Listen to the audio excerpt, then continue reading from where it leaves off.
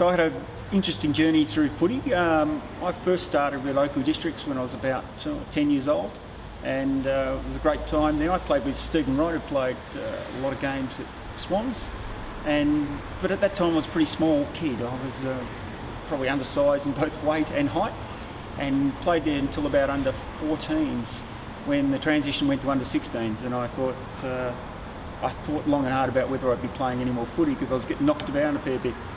I wasn't shy about getting the ball, but I was just getting belted, and I got a broken nose at about that age and getting a lot of injuries. So I made some decisions about whether I was going to play footy, and somehow somebody came along and said, look, they're running an under 15 competition out of South Melbourne. And they asked me to come down there, and so I played under 15s with, I think they were called South Districts, who were affiliated with South Melbourne at that time, across the road, and I played a couple of seasons there. And during that time I started to grow, which was good. I started to put a bit of muscle on, I wasn't getting so knocked about.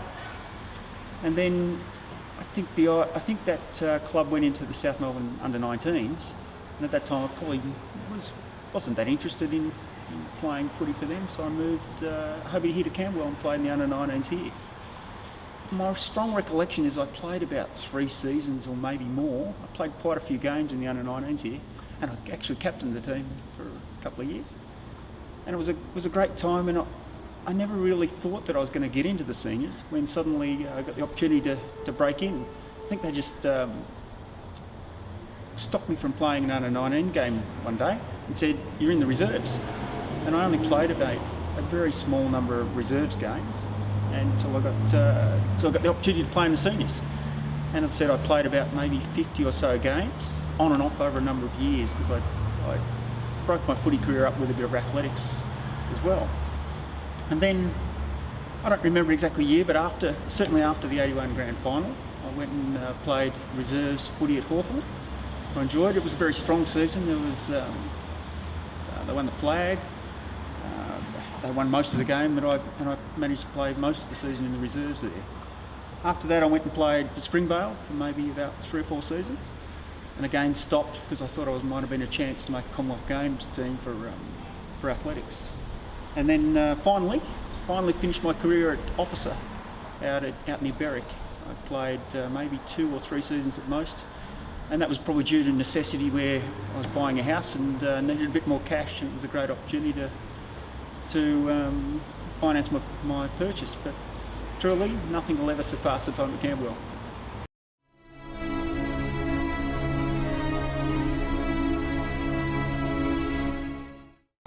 I think people would see me as a probably early modern day footballer, we could say, where I was a runner.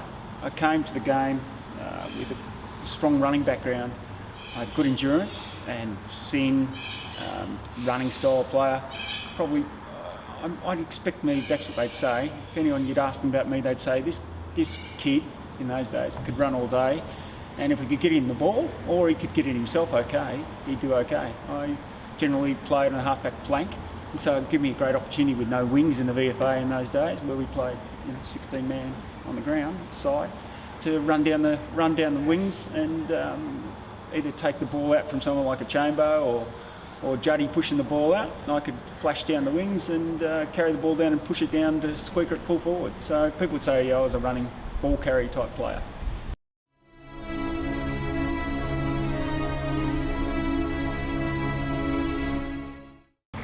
Camberwell Footy Club obviously has a large part in my life because I had what we call courtesy uncle who brought me to the club, who'd been through here for a long time. He's now passed away, but he'd been on the committee and part of the social scene for a long, long time, and especially during those times where the club was struggling, I guess, not only financially, but most of all to win a game. But so, as I said, I used to come along from when I was probably a very young age, around 6, 7 years old, and trek around the games every week, hang around the parties on the after game on Sunday nights, and front up for school on Monday morning. So I had a strong ingrained feel about Camberwell Footy Club. I remember everything so strongly about this ground, how the scoreboard was positioned, how we ran out the race, and even though I was here for so long, and I remember all those early players like Pecky and McNamara and Lenny Boyd, who were really legends to me, you built up a strong feel about the club. So then when I got the opportunity to play, it was even meant so much more to me to be able to put the red, white and blue on and have a great time. So and then my brother played here as well. He played a few seasons, and he went on and then played for Paran for a number of seasons, and we even played against each other on this ground. So it brings back another dimension to how much it means to you. So to look out across the ground and think about the times where we played against each other brings a real tingle to me. So it's great to be able to share those times. And then I have a son now who's 15, and he's never seen me play, but we actually live across the road from the Chargers ground, which used to be the old Oakley ground in the VFA. There's a picture in there of me taking a pretty good mark, which must have been pretty rare in those days because I tended to do mostly the running, up high, right in front of the original scoreboard that's still there at the Oakley ground. And so to be able to look and say, hey mate, this is me playing for a team that mightn't exist anymore, has really great impact on me. So it's fantastic to be able to come back and relive just some of these times and share the experience with some of the people who are still around. Because what now, these things go back into posterity. So it's fantastic that people will be able to access it and say, yes, did Mark Hipworth play for Camberwell? Yeah, he did. He put his bit in there and here's what it meant to him. So I'm very happy.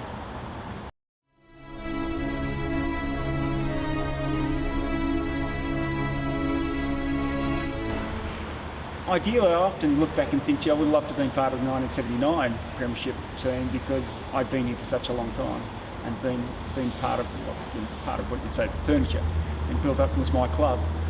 But I couldn't have been more ecstatic to be part of the 1981 Premiership team. It was a long year, and I guess the expectations were high from everyone around the club because this was a chance to win another Premiership. For me, it was always doubt whether we were going to win or how it was going to pan out. But it was a pretty exciting time, and I'll never forget being out at Toorak Park and the siren go to start the game. For me, the start of the game was almost more important than the end. It's wonderful we won, but the start of the game is something I'll never forget. And that journey all through the season and the lead up to that time where the ball got bounced for the grand final. That's my greatest memory.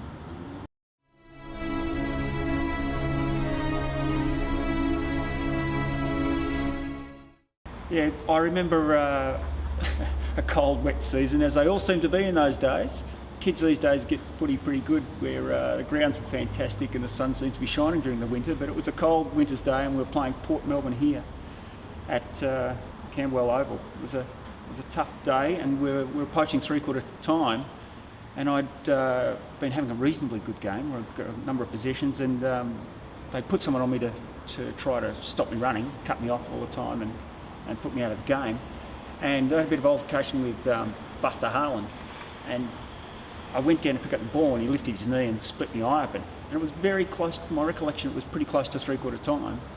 And they got me up and bleeding pretty profusely around the eye, but trainers, Lionel was the trainer, put the rag on the eye and said, you'll be right, son. And that time the siren blew for three-quarter time, and the umpire at that stage decided to give me a free kick. Of course, we had no 50 lines in those days, but it's gone out further and further now as all the years have passed. I reckon I must have been 50 out at least, but managed to put the ball through the sticks and got us in front for the first time in the game. And best part for me is that final quarter was tough, it was wet, my strong recollection, and nobody scored a goal for the game, but we stayed in front, and I was the last one to kick the goal. So that's my greatest memory from playing, besides premierships and all the friendships I had. The only other one that really comes to mind is that late in my career I went and played for Springvale, and I remember coming back here and getting changed. I'd never been in the visitors' rooms for a start, so it's such a strange feeling to come back to a ground where you hold so strongly that I got changed in the visitors' room, came out, and like you would expect, most of the guys just wanted to kill me, and I was pretty pumped up about it too, and managed to game started, and I got the ball, I think I was ruck rover at that stage, got the ball in the centre, and give it a long boot, and with a big tailwind it bounced straight through, and that was the start of the game. I'll never forget that I started the game with a goal against my old team.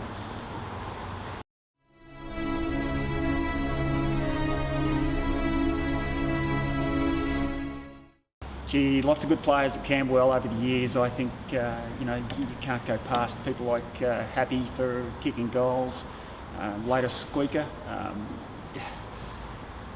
There's an awesome number of players, but I think there's lots of good players for different occasions. Barney for when things are tough. No doubt he would protect his players and look after everyone in his team. He was a great man. I love Barney. He's a great man.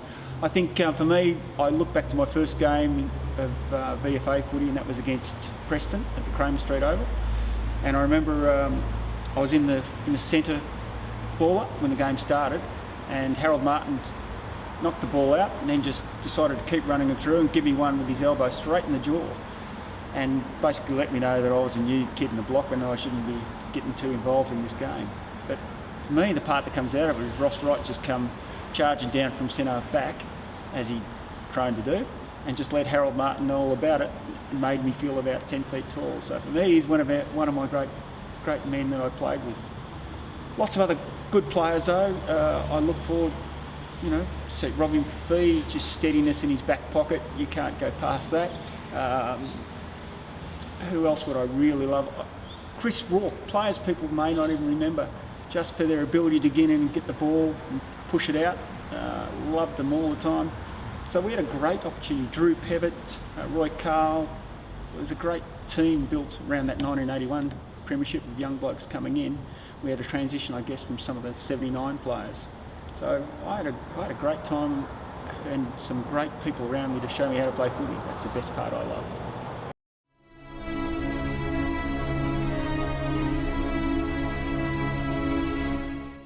A number of different opponents over the years. We had some interesting times where there was a time we'd play against Port and Freddie Cook was playing, and they used to get me just to drop to run in front of him. So that was a really interesting attack. Freddie didn't move too much, but they used to deliver the ball pretty well to him. But we had a tactic where I used to just cut across in front and try and intercept the passes to Fred. So that used to work pretty well. But then the other interesting one I had often felt matched up pretty well, believe it or not, was Phil Cleary. I played on Phil a number of times. He'd always either come to me or I'd go to him, one way or another. And I don't know if he fancied himself as a bit of an athlete, but he'd try and outrun me. So that used to be pretty good. Played in my hands then, but he's a pretty tough sort of guy. And he was very challenging to play on. Terry Wheeler was another interesting one. I got to play on him, I don't know, a handful of times. And again, for me, if you can, in the VFA in those days, the field was much more open, and the delivery is nowhere near as well executed as we see in even, I guess, VFL football these days. I'd be able to outrun these players and get in, either intercept the ball or else disrupt them getting the ball. So that was a great opportunity for me to do a good job on the players. I played on, who else did I play? There was a number of other players. A Carlton player who knocked the ball back in from the boundary line. I'm looking for a name here, Dave, sorry. Come on. Wayne Harms. Wayne Harms played for Brunswick, and he was giving me a bit of a towel up one day, and so I just stuck to him as close as I could and just tried to make every contest a real contest and really challenge him for it. Didn't feel like I'd done a good job, but a number of years later, his son turned up for a bit of athletics training, and he said to me, "Can you take me for a bit of running?" And I said, "Yeah, what's your name?" And he said, "Harms." I said, "No, your old man played a bit of footy, didn't he?" He said, "Yes."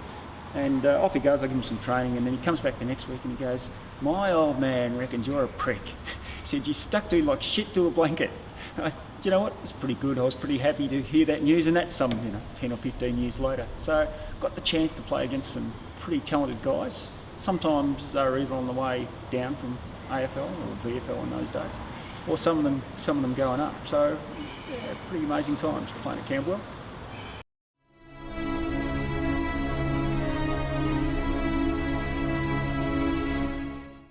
Okay, covered a number of coaches while I was here at Camberwell. Obviously, coaches through under-19s and reserves. What were important in my development days, the senior coaches that I played with under were Graham Phillips, of course, my first senior game. Then I would have had Leon Rice. So Rice was excellent. I actually even managed to follow him down to Hawthorn, where I played a bit of reserves footy, and he was the runner for the reserves when Des Mail was the coach. So I had a great association with him. Also had Phil Fryer. Phil, while many of the players may not have had a good relationship with, I probably got along with reasonably well. I'd say that Phil was probably developing a new group. I guess the tensions there where some players were being either pushed out or considered to be their time. He was bringing up a new group of younger players, and I said Roy Carl, Drew Pevitt, myself, some of those younger guys were coming in. In fact, I stopped playing here for a little while and came back to play under Bryce. Under Bryce. And as I said earlier, I hadn't done any of the pre-season work and decided that I'd come back and play here under Gary Bryce. But Gary said if I didn't do pre-season, I could go elsewhere. So Phil was coaching at Springvale at that time. So I went over and played at Springvale for a couple of seasons. But after that, I decided to come back once more to Camberwell. It was always like a magnet drawing me back. And I came back here under Kecker. Kecker and Sam Kekovic had a year. Renee Kink had been here and played, and they were struggling and looking for players. And I said, yeah, look, I'll happily come down and try and help the club out. And came here, I think it was the second year of Kecker's time at the club. And it was a pretty dispirited organisation at the time. We tried to build a bit of spirit and try and get training going. But I guess it was tough all round. Players' faith in the coach sometimes was being questioned because Keckers would come from a totally different level, I guess. I remember once very strongly where we were in the rooms at a pre-game speech, and Kecker had decided to give us this story about these two fighting groups who lived on different islands, and that they were so committed to fight off to the death that one of the groups were in canoes and they paddled over to this other island and set fire to their boats and made a commitment to kill off this other group. Well, the whole problem was that it was a great story, it was pretty inspirational, but 80% of the guys weren't interested and just joked and carried on the entire time and walked around the ground. And I guess that was probably indicative of what the time was like with Kecker, unfortunately, at Camberwell. So I had a few coaches while I was here.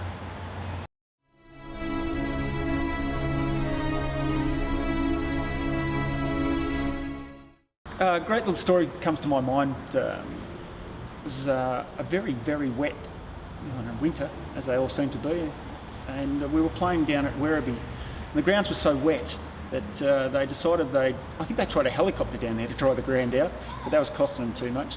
So they got a whole lot of hay, sprinkled it all over the ground and set fire to it. I can't even tell you how black we came off that game. It was unbelievable. But for me, the highlight of that game wasn't just how black we got, but it was effectively the start of the game. Werribee's club rooms are a bit similar to the old Camberwell rooms. They're underneath a wooden grandstand, but they had big timber wooden beams, and I think they jacked up the floor a bit, so the roof was pretty high in comparison to where your head was.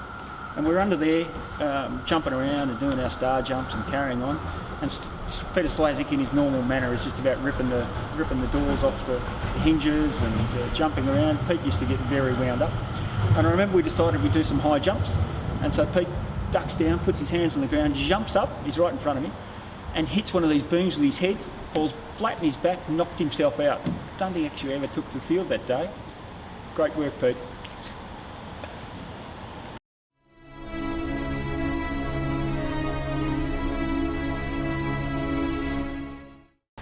So, I guess life after footy for me is heavily involved in athletics, but really that goes back to the time that I played footy as well. In 1981, the 1981 season where we won the flag, I'd actually been running at the store gift at Easter time and then come straight into footy. A number of the coaches around those early years when I was playing used to let me off pre-season because I could come along to pre-season and I'd be significantly fitter than most of the other guys. I'd trekked across to UK and trained there for 6 months, I think the year before, and was doing a huge amount of volume of running as well as weights and strength work, so I built up a fair bit. In 1981 I went to Stawell and I won a couple of events. which was pretty fantastic. I won the 800 metres and I won the 550 metres, and I come third in the 400. I guess, that hadn't been done before. It was a pretty significant achievement. I'm very proud of it. For that, I managed to get inducted into the Stallgift Hall of Fame. I'm what they call a legend these days, which is pretty funny. Most of the other guys who are legends in there are dead, so I'm pretty happy to still be alive. I've coached since then. I've won a number of other races at Stall. I won the 2 mile a couple of times.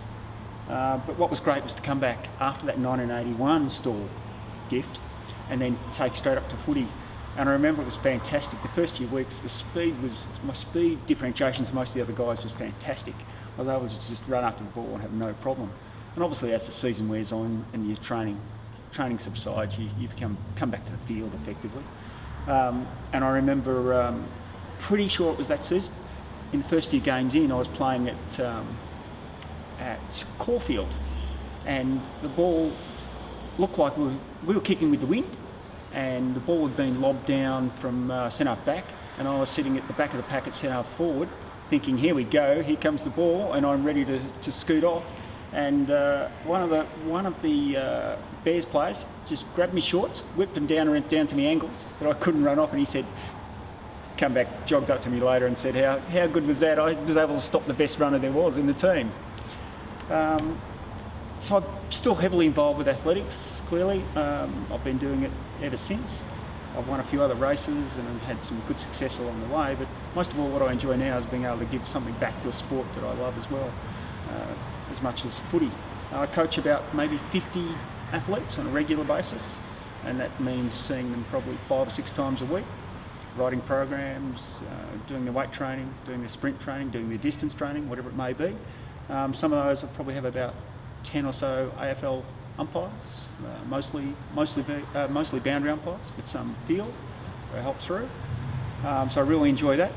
Most of them compete on the pro circuit, run Stallgift and the like, and compete around Australia in amateur athletics and both professional athletics. So it's a big passion of mine.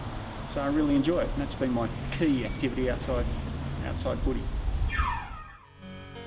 You've given your heart to get here and your soul to get it right. You can take 'em boots and all, but it's sure gonna take a fight. When you spend all week getting to your peak, you're gonna have your say. You bet. On Sunday, it's the BFA. It's Sunday.